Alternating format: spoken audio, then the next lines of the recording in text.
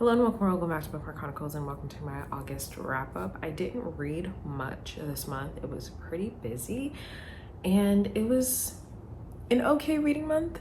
I had some highs, I had some lows, I had some disappointments, so it was a little all over the place, honestly. So starting off with our monthly stats, I read 5 books, no rereads, 1 DNF, 1,558 pages were read, and 13 hours of audio. The genre breakdown was 1 fantasy and 4 romances. I listened to 1 via audio. I read 3 ebooks, and then there was 1 book where I had both the ebook and the audio. All 5 of the books that I read were adult, and then the ratings were 1 book each for 3 stars, 3.25 stars, 3.75 stars, 4.5 stars, and 4.75 stars. All 5 of the books that I read were novels, and out of the 5 authors that I read, 3 of them were new to me that I read for the first time this year. The first book that I read was Can't Catch Me by Alexandra Warren. This is the first in her Houston Skyhawk series, so it is a football romance.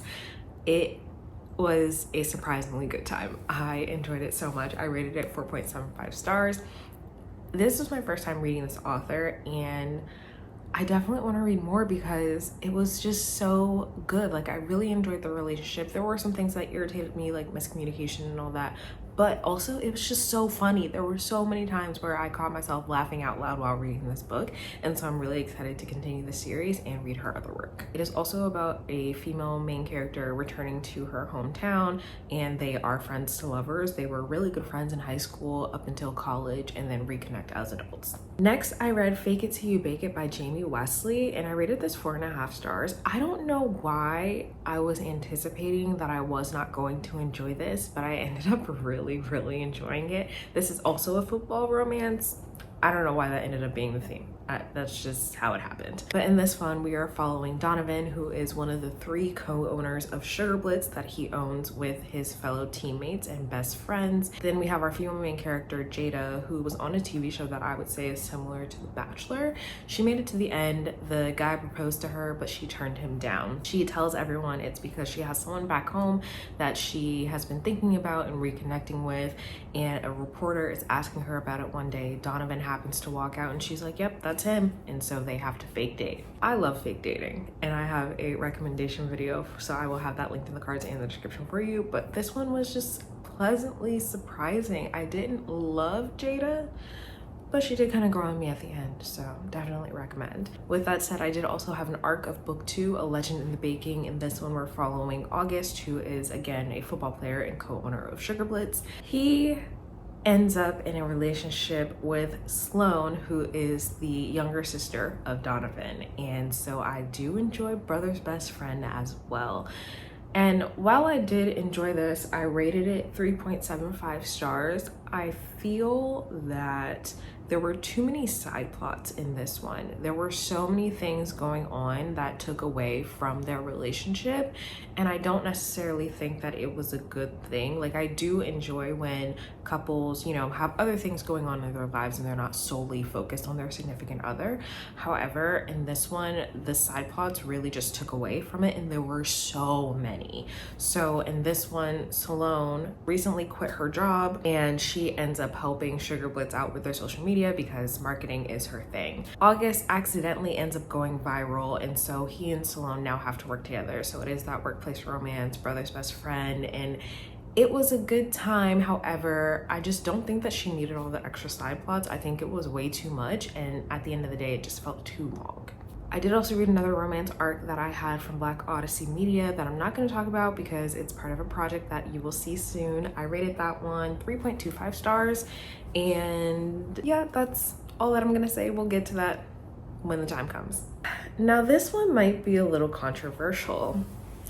I DNF Part of Your World by Abby Jimenez, and let me just say, I went into it hesitant because traditionally published really isn't my thing. Not like that, I really like when I do like a traditionally published romance, I'm shocked. Okay, Fake It Till You Bake It is an example of that. The thing about this one is I could not stand Alexis, right? And so I'm going through the story and I'm just like, you know what, maybe she'll grow on me, you know? It's not the first time that I haven't liked a character who I ended up loving at the end. And so Alexis is a doctor. She just got out of a relationship. She ends up going somewhere, her car breaks down, this guy helps her out, and she ends up having a one-night stand with this guy. Now he is from this small town. He's not super rich. He isn't part of her world, whatever, and that's fine. I can totally understand that, and I understood Alexis's want to protect him from criticism from people that she knows. However, I'm gonna mention something, so I'm gonna say spoilers, and you can go ahead and skip to the last book that I'm gonna talk about if you don't want any spoilers for part of your world. What I didn't appreciate is that, one, you're so worried about someone insulting Daniel or hurting his feelings. Y'all are grown. Have a conversation with that man, but also reflect on why you want to be around people like that who would criticize him from not coming from money like you do, right?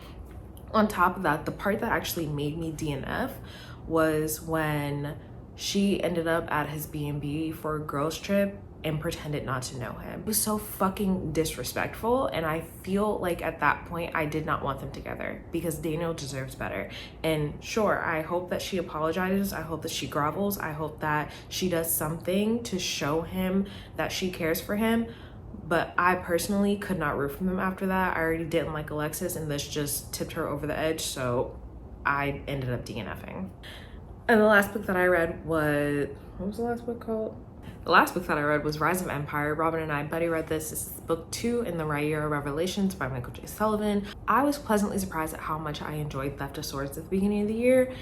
This, I'm going to chalk up to middle book syndrome. I rated it 3 stars, however, I'm contemplating 2.75, and it just felt like filler to get us to where we need to be for the last book.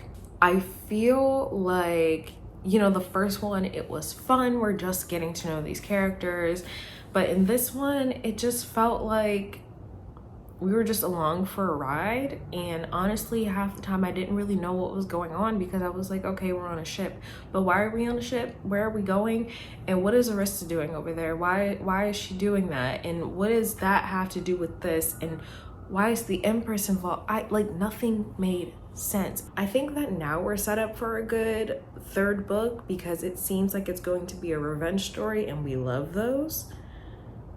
But also there's like a little romance brewing on the side that I don't really give a fuck about. I don't know, I'm disappointed in this one because Theft of Swords was such a good start, and this one just kind of felt meh. But also it didn't need to be as long as it was. Like, why is this book over 700 pages?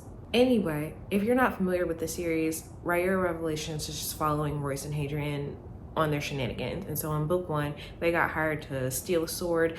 That's why it's called Theft of Swords. However, the plot went way left, but in the best possible way. This one, they're on another mission, but it just wasn't as fun. It wasn't as exciting. I didn't really care as much. We're introduced to a bunch of new characters that are completely irrelevant to the actual story overall, except for one, but we are not really gonna see him into the last book. So it just wasn't as good a time as I was hoping to have. Those are all of the books that I read in August. Let me know if you've read any of these, if they're on your TBR. If you have read Heir of Navron, please tell me that it's good. Tell me that it's worth it. We're not gonna read it until November, but I'm really hoping that it's a satisfying ending and that this was just middle book syndrome. So let me know. Otherwise, that's all I have for you today, and I'll see you in the next video.